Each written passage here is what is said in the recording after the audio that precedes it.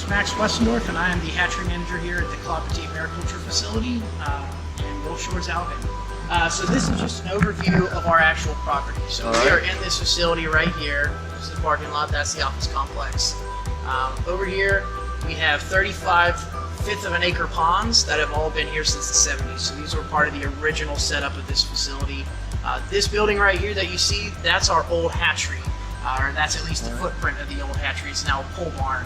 But historically, we used to not even have any broodstock on site. We would bring in larval fish or eggs from another location, hatch them out, and then stock them into our pond. So we were strictly a pond culture facility.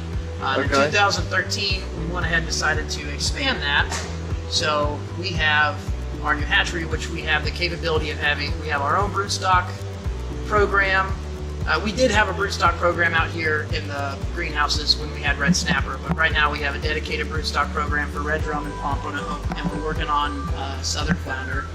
And then we use this for intensive culture, so we can grow fish year-round if we choose. Indoors, we can complete the life cycle inside, or we can still utilize our ponds to grow in larger quantities like we used to in the past. And one of the very unique things about our facility, and I don't know a lot of places that actually have this capability, is we have two water sources. So we have a pump station down here in our boat basin that is our canal pump. So we can draw in brackish water from the intercoastal waterway right there. So we usually can get water, you know, obviously last summer was very wet and very fresh, so we got down to 2 parts per thousand in salinity. And it dropped that low in there too? And it went way down in there. And then right now, when it hasn't been raining that much, it can get up above 20 parts. So we actually have a well and an intake system down at the Gulf State Park. You can actually, if you ever go to the Gulf State Park, there's a little wooden shed, that's our pump house, and we pump water, I think it's about 6 miles, don't quote me on that, from the Gulf State Park. It runs under, our pipeline runs under Lake Shelby, under the intercoastal, and comes all the way back to the facility. So that's interesting. That's an incredibly useful attribute that we have here. Get bad water, or if we get, you know, some of our systems get fouled up, or we need to do a water exchange, we don't have to worry about recapturing it. We can just dump it, and as you see, like in our floors, this all runs out. We have a retention pond right there, out there. All the water flows over the wire grass and strips off the nitrogen, and then it goes back out to the intercoastal. We're not using any chemicals or nasty stuff that are getting out there. It's just foul fish water. Okay. So then they get flushed out. We can bring in new water, refill everything just as we go. So we kind of operate as this is we have recirculating aquaculture systems, but it's not a completely closed system. I kind of call it like a hybrid between a flow through and a recirculating system. Cool. So we actually ran into it this summer. It was actually really tricky because typically the ocean water, the Gulf water, is not real high on phytoplankton. It has zooplankton, but it doesn't have that algal bloom. So when we do pond culture, we really want to get a real green pond that has a lot of algae and a lot of zooplankton, because they work together. The zooplankton eat the algae, the zooplankton grow, and their populations bloom, which that becomes food for larval fish. Okay. And then the algae also produces oxygen to keep the oxygen levels up in the pond.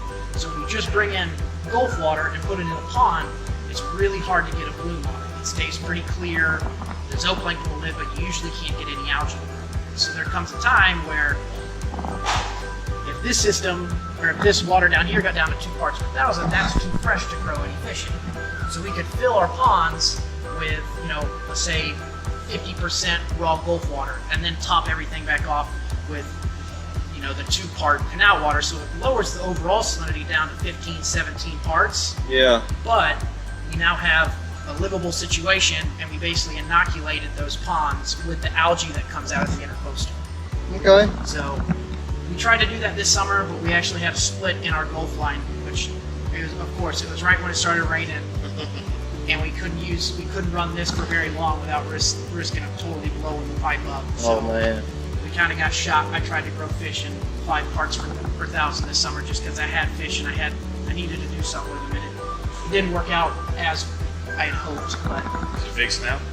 Yes, it was quite a project. I had to dig up that pipe. It was right on the edge of Lake Shelby too, so the water table was right there. It was a project. So in this facility, we are currently growing 2 species, and we're trying to work in Southern Flounder. So we grow Florida Pompano and red drum. Okay. red drum is kind of the staple. That's this facility was established, and red drum was identified as the first fish to start culturing. They're the easiest to do. There's the most knowledge surrounding that fish. So let's get all the systems. Because once you put a system in, there's some fine tuning and tweaking to make sure everything's running how you want it. So we're getting there. We're pretty consistent with our drum right now, and we're trying to. In the scale-up process from when we built this facility, we kind of went away from the ponds on an emphasis to get our systems right inside. And I've been here since April, so I'm relatively new to this facility, but we're starting to kind of use both hand in hand. We were just trying to focus on, before I might write one, just using the inside systems. We're trying to use both systems together now to produce the most fish. Red drum do real well in ponds. Pompano do real well in ponds after you get them through their, when they're like a fingerling size, about the size of your finger, they can be stocked in ponds, but there's not a lot of good information, because you can stock a little red drum in 3 days post-hatch out in the pond and they'll survive.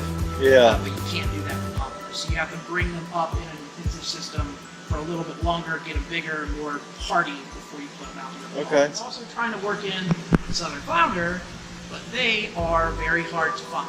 Catch data states that the Southern Flounder populations are down. We survey recreational and commercial fishermen, and just so the data is there to support it and word of mouth.